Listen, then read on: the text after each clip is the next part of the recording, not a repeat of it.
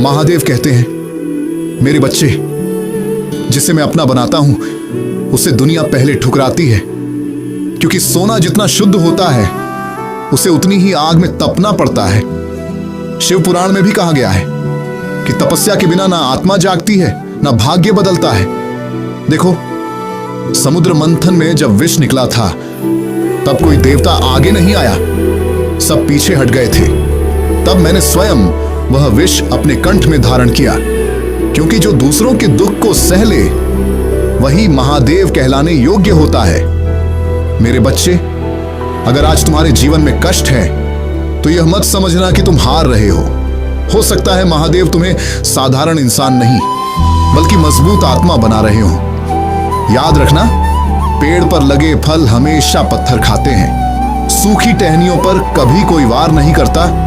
ठीक वैसे ही जिस इंसान में क्षमता होती है, परीक्षा भी उसी की ज्यादा होती है। एक भक्त रोज मुझसे पूछता था, भोलेनाथ, मैं किसी का बुरा नहीं करता, फिर भी मेरे हिस्से में अपमान ही क्यों आता है?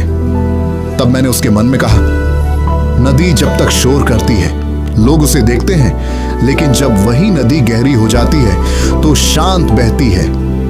मेरे बच्चे, तुम्हारा शांत रहना कमजोरी नहीं है, यह तुम्हारे भीतर के धैर्य की ताकत है।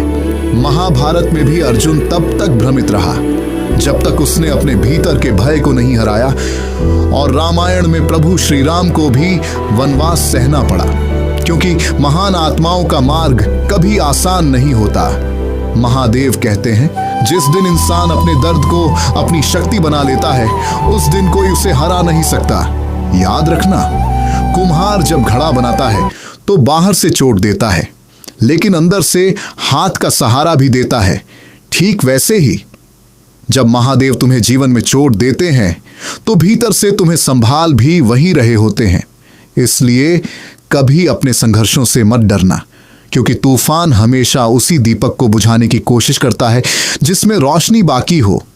अगर आज तुम अकेले होकर भी लड़ रहे हो तो समझ लेना, महादेव तुम्हारे भीतर एक ऐसा योद्धा बना रहे हैं जो समय आने पर अपनी किस्मत खुद लिखेगा।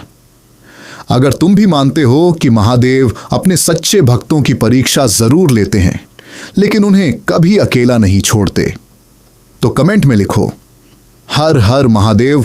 और ऐसी ही दिल को छू लेने वाली महादेव की बातें सुनने के लिए चैनल को सब्सक्राइब जरूर करना।